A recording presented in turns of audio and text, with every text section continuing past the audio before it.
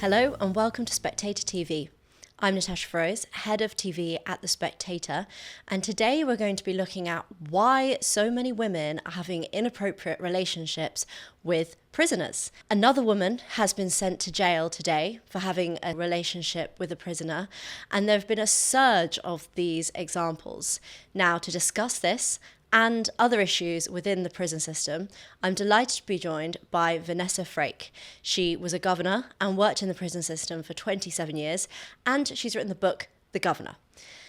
Now, Vanessa, thank you very much for joining me on Spectator TV. What is behind the sudden surge in women having inappropriate relationships with prisoners, and is it as bad as the media is suggesting?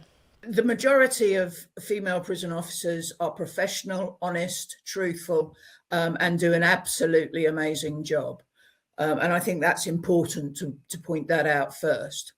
But inappropriate relationships have nearly tripled in 5 years. I think it was rising from around 51 in 2020 to 144 in 2024. And I think this can be attributed, this trend is a combination of things, a combination of systematic failures and of the unique psychological environment of prisons. You can join, if we start off with age, you can apply to join the prison service at age 17 and start on your 18th birthday. Wow. So, I mean, that is putting somebody who's already vulnerable at a vulnerable age to manage hardened criminals. And I think that inexperienced staff are much more vulnerable to conditioning, to coercion, and to manipulation. And all three of those prisoners are incredibly good at. They have something that we don't have a lot of, which is time. They have time on their hands to work out who looks vulnerable, to work out who stands out, doesn't have many friends, to see if somebody's adjusted their uniform to suit them, flirty comments, that sort of thing. At Philip Morris International, we're delivering a smoke-free future today. Our ambition is to replace cigarettes with better, smoke-free alternatives for legal-age consumers, and we're making significant progress. Learn more at pmi.com/progress. And I did read somewhere that there was a push to recruit more female prison officers. I don't know if that's just because there's really struggling with hiring prison officers at the moment. I also read that there's a theory that it's because typically prisoners are less likely to be violent towards female prison officers. Is this an unintended consequence of that? I think there's a bit of truth in that. But look, around 1982, it came into being that there were some cross-sex postings for specific roles like teachers and nurses, that sort of thing. And then around 1988, that was changed to open it up to all grades and people working in prisons, because the Ministry of Justice, or as was the prison service then, were taken to court in an equalities case. And that's why cross-sex postings came about. But yes, you are right. Women do provide much more, are likely to listen, much more just gentle by our nature. And it does provide a much more reflection of society, because it is all a bit strange if you have all men working with men and all women working with women. I've done both, and I've done cross-sex postings, and working in a male environment suited me much better than working in a female all environment. Really? Why is that? Well, I think, it can be very cliquey. It can be very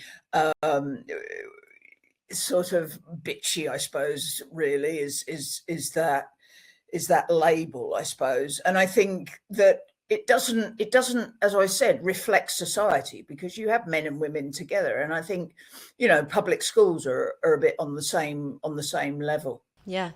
I think some people have seen the stories of these prison officers, there's videos of them having sex with them. I think one girl who's gone to jail now as a 20-year-old who was having sex with a prison officer shared it on Snapchat. There's obviously the element of the phones, that they can communicate secretly with prisoners via phones, which must be a massive problem. But just without going into too many details, logistically, how do prison officers find the time to be on their own with prisoners in a place which is supposed to be constantly surveilled? I don't understand how it happens on a practical level. Okay, well, you think about things. So we know that there's an overcrowding issue within our prisons at the moment. So when you have a landing that's probably built for 90 prisoners, you might have 100 prisoners, you might have 115 prisoners on that landing.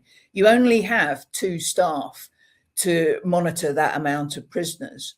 So things can get hectic. It is a very complex job anyways. And, I think to my mind, you have to go back to the start. You have to go back to the vetting processes. Yeah. And the traditional face-to-face interviews have often now been replaced by online applications, which makes it much more difficult to assess a candidate's suitability for the role. And I think that, that is a huge, huge thing. The ex-prison officer that you were talking about who had a video of having sex with a prisoner, she had very dubious social media accounts. Now, is that really the sort of person that you would want working for the prison service? So to my mind, that vetting failed straight away because they processed her and hired her for the role, which she should never have been able to step through the door. And the vetting process that happens, are they taking a look at candidates, going through the motions of seeing the social media accounts and saying, we're desperate, let's just put them through anyway? Or do you think there's just a matter of people not looking? I think if it had been down to the prison service to do its own vetting, those sorts of things would have been picked up quite easily. But, the vetting procedure is now farmed out to a place called Shared Services, which is run by civil servants in Wales. And I don't think that they have any idea of what the qualities that are needed to be a good prison officer. I wonder if Peter Mandelson went through the same vetting process. Well, you see, Peter Mandelson, for that role, should have been a DV security checked, which, I've been SC security cleared, which is the next one down. Right. And a DV goes into your friends, goes into your parents, goes into your grandparents, goes into your activities, it goes into the whole lot.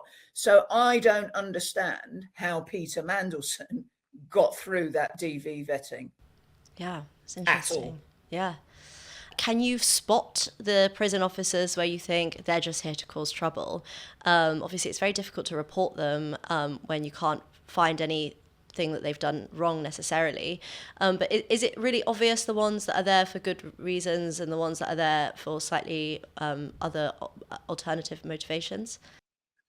Well, look, I think, yeah, you can spot them, and reporting is quite easy. You send a security information report to your intelligence office. It's confidential. It doesn't come back on you.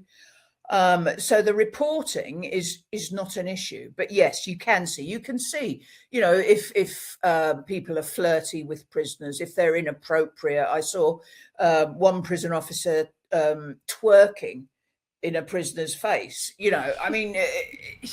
That is just unacceptable. Yeah. The one who had the sex with the prisoner and the video was posted, she'd altered her uniform trousers to fit tighter. Well, that should never have been allowed. That should have been picked up straight away. And in one case, a governor was in a relationship with a prisoner. It really does go right to the top. I've seen you speak on TV about this before. It does beg the question, and I see what you mean about prison reflecting society. Should prison reflect society, really? Should women be in prisons, especially male prisons, at all? because, you know, to think 2 women on a ward of 150 men, in any case, maybe a woman would get into a relationship with a man just for her own safety. It seems like such an imbalance. Well, look, you know, as I go back to my previous statement, Natasha, there are an awful lot of good, honest, hardworking female prison officers. Now, why are we tarring every single female with the same brush? What, we can't trust them? Is that what you're saying? We can't trust all women? No, absolutely not. It is absolutely right that there are cross-sex postings, without a doubt. And for people that would say to you, what do you were in the prison service for nearly 30 years. A lot of people would think, especially as a woman, why? What do you get out of it that made you want? What did you get out of it that made you want to keep going? Well, look, I had a fantastic career. I worked with some of the best people in the prison service. I was very lucky. I loved my job. And it was successive governments that ruined the prison service. You know, lack of investment, lack of support for staff, lack of pay, cuts year on year on year. And I think that, you know, I always thought that I could make a difference. You know, there are some people who are worth putting the effort in to help them turn their lives around. And that's what I wanted to do. And if in all that time I only helped one person turn their lives around, then my job there was done. But, you know, it's a different service to the one I joined, for sure. Was there a high time for when you were working there? Was there a government that you felt specifically did things right? Stumped me on that one. Yeah. In a word, no, not really. But Not it's really. definitely I got think, worse. yeah, you know, I have loathing for what successive governments have done to the prison service, because it's not a vote winner. You know, nobody Yeah. wants to pay taxes to invest in our prisons, to invest in resettlement. And why should they, to be honest? Let's invest in the national health, in education. But, you know, at the end of the day, there are very few whole life sentence prisoners. And these people, male or female, are going to come out back into our communities. Well, I would much rather that they came back having turned their lives around and became useful members of society than came out better criminals in our communities. And Vanessa, a few months ago, you came out in support of Reform UK, suggesting you've never really been involved in politics, but that you think that Reform UK really could make a difference, and you've joined a task force to advise on justice. Do you still think Reform UK can really make a difference? And a lot of people would criticise Reform and say, what experience have you got? You won't know how to run a government. You're barely a political party. Do you think they're doing the right sort of thing, bringing people like you in with the experience you have in all these different departments? Well, look, you've got an experienced government now, and you're telling me that they're doing the right thing, hiring paedophiles here, there, and everywhere. No, absolutely not. You know, everybody's got to start somewhere. And what Reform did, they approached me. They asked me, look, we don't know anything on prisons. Can you help us? And I would have assisted anybody to try and make sure that our prison service were fit for purpose. And that is to protect the public, to keep people in custody, and to help people turn their lives around. And successive governments have failed on that, on all matters. So certainly I don't think Reform can do any worse. Maybe they are the answer, maybe they're not. But certainly the last 20 years of governments, you know, supposedly experienced members of parliament and justice secretaries have completely left the prison service out on its own. And you received a bit of a pylon after your press conference because you did an interview with The Times and you made a comment about the trans issue in women's prisons, which is obviously a real hot topic and something that can be seen as really difficult to tackle. Do you feel like the media misportrayed you on that, or do you think that it wasn't received in the way it should have been? Without a doubt, look, you know, I have, I don't or would not. I worked at Holloway, which is female prisoners, for 11 years.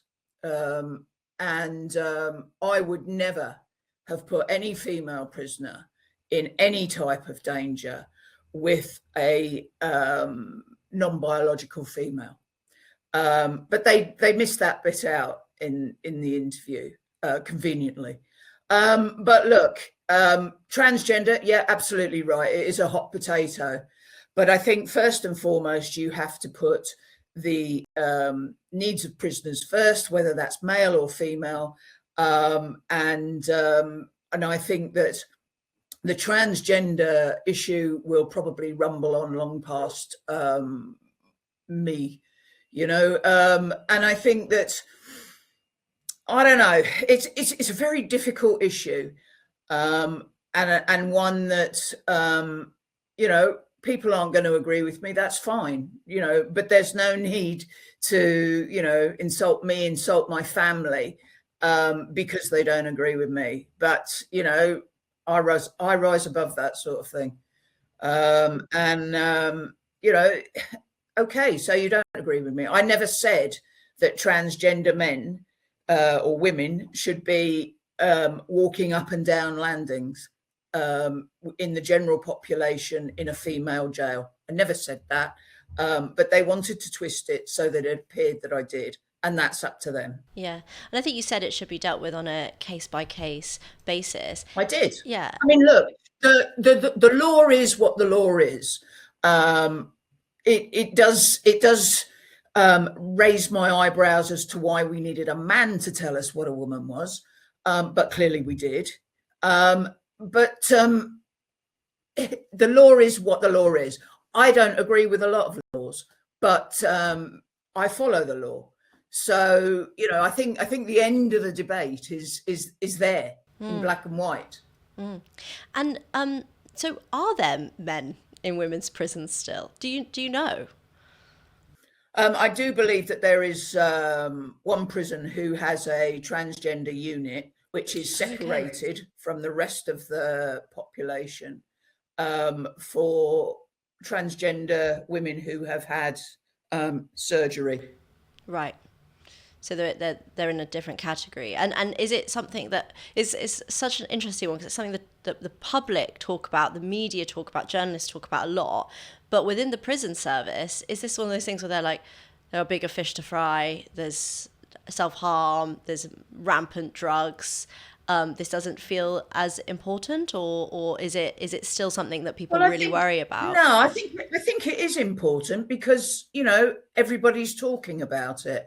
So anything that's in society is going to be reflected in prisons. You know, and I think that at some stage the prison service will have to adhere to the law, just like every other big institution. And I think that is something that, you know, people will have to sit down. But as far as I'm concerned, the law is the law. Absolutely. Vanessa Frake, I look forward to reading your book, The Governor. I've ordered it. Thank you for joining me on Spectator TV, and we hope to have you back on soon.